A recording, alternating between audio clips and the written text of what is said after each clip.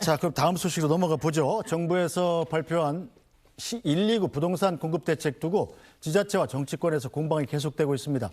서울시는 정부 발표 직후에 이어서 오늘도 정부의 대책에 반발하고 있습니다. 어떤 내용인지 직접 들어보시죠.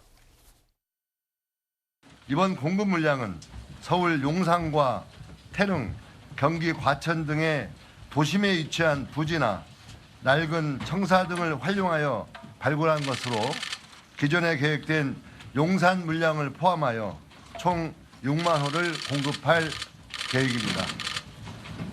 이는 판교 신도시 2개를 합친 것과 유사한 규모로 특히 청년들이 미래를 꿈꾸고 가정을 꾸릴 수 있는 튼튼한 안식처로 만들어 나갈 것입니다.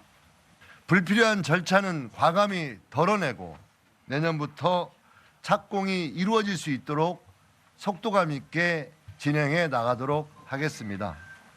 아쉽게도 서울시가 제안했던 것들은 한 건도 받아들여지지가 않은 것 같아요. 네. 그러니까 공급이라는 건 민간 공급과 공공 공급이 함께 맞물려서 어우러져 가야 되는데 과거에 있었던 문재인 정부의 대책에 기시감이 드는 시장에서는 재탕 정책이다. 사골 정책이 과거의 공공 정책 위주로만 대책들이 발표된 것 같고 부동산에 관한 수요를 좀 억누르기에 한계가 있지 않을까라고 하는 좀 아쉬움이 있는 대책입니다.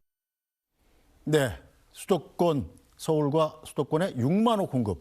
판교 신도시의 2배 정도 되는 공급 대책인데 여당과 야당의 평가가 상당히 엇갈리더군요. 그렇죠. 김소희 의원께서 어떻게 보세요? 아니 이재명 정부 들어서고 부동산 대책이 3번에 걸쳐서 나왔는데 지난 52주 동안 서울시 집값이 계속 상승했어요. 근데 이제 여당 입장에서는 지금 지방선거를 앞두고 있는데 수도권에서는 이게 굉장히 치명타잖아요. 네. 경험했던 부분도 있어서. 그래서 이제 좀 많이 급하셨던 모양인 것 같아요. 뭐 그 며칠 전에는 이제 이재명 대통령이 당신이 얘기했던 말도 바꾸셨잖아요. 뭐. 시장 이기는 정부 없다 얘기해놓고 정부 이기는 시장 없다. 그러고 나서 다주택자 세금 부과를 이제 규제를 언급하고 나니까 그럼 이제 그 노무현 때랑 문재인 정부 때 그때 실패 다 경험하지 않았냐. 그러면서 공급 대책을 같이 가져가야 된다라고 모든 사설에서 지적을 하니까 갑자기 정부에서 진짜로 할 수 있는 부지들을 다 끌어모아서 정부가 잘하는 거 있잖아요. 숫자 부풀리기. 숫자 부풀리기에서 딱 6만 호 공급. 굉장히 공무원 발상으로 이것저것 다 끌어모아가지고 6만 호 공급을 발표하신 것 같아서 참 애는 많이 쓰셨는데 지금 이런 내용들 다 문재인 때 뭐 예를 들면 용산이나 태릉 CC 같은 경우는 문재인 때 다 이미 발표가 되는데 지금 5년째 아무것도 안 되고 있는 부분이에요. 그럼 최소한 서울시랑 이 부분에 대해서 논의를 하고 현실적인 방안, 현실적인 숫자를 좀 제안하셨어야 되는데 그런 협의는 철저히 무시되고 현장 여건이 다 무시된 상황입니다. 그런데 그럼 이 6만 호에 대해서 그럼 언제 공급이 되냐 봤더니 빨라야 28년 시작할 수 있고 그럼 2030년 이후에나 공급이 가능하다는 얘기인데 그럼 단기 대책은 뭐냐 그런 부분에 대한 내용은 전혀 없고 뭐 용산, 태릉에 이어서 심지어 경마장까지 다 가지고 왔잖아요. 근데 경마장 도박 사행 산업입니다. 이거 다른 지자체로 옮기려면 그 지자체가 찬성을 할까요?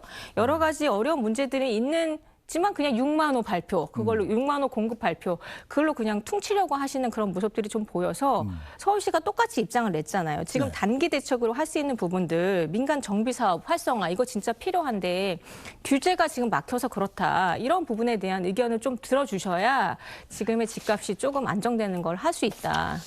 네, 자, 부동산이야말로 정말 우리 국민들이 가장 민감하게 생각하는 정책인데 이미 문재인 정부 때 이 발표됐던 대책의 재탕에 불과하다, 실현성이 없다, 뭐 이런 호평들이 나오고 있군요. 야당에서. 그런 평가를 하는 사람들은요, 어떤 얘기를 해도 비판합니다. 뭘 해도 트집을 잡기 때문에 그건 뭐 신경 안 써도 돼요. 그런 비판들은.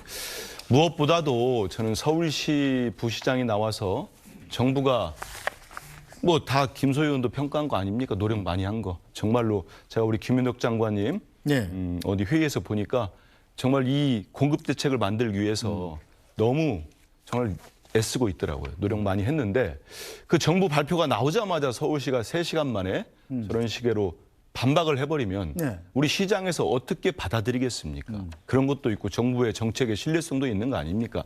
저는 그래서 아무리 국민의힘 소속의 서울시장과 부시장이라고 하더라도 매우 부적절한 행위를 한 겁니다. 저런 점을 봐서라도 저는 이번 6.3 지방선거에서 우리 민주당이 압승을 해야 되겠다. 그리고 특히 서울시장은 반드시 탈환해야겠다 이런 생각을 듭니다. 그리고 이번 정부 6만 호 발표 공급 대책의 핵심을 좀 봐야 돼요. 이미 언론에서는 많은 평가를 했는데 수도권 외곽 그동안은 뭐 신도시를 구성한다든지 이런 얘기들을 많이 발표했잖아요. 네. 근데 지금 수도권, 서울, 경기 수도권의 이 집값이 폭등하는 이유가 뭐겠습니까? 네.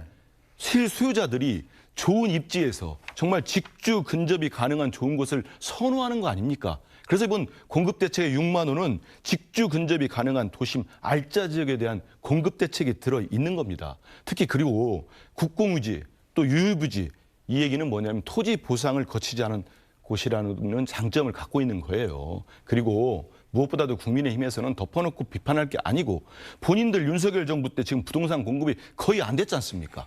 그거 뭐 부인할 수 없는 팩트예요. 수치로 나오기 때문에.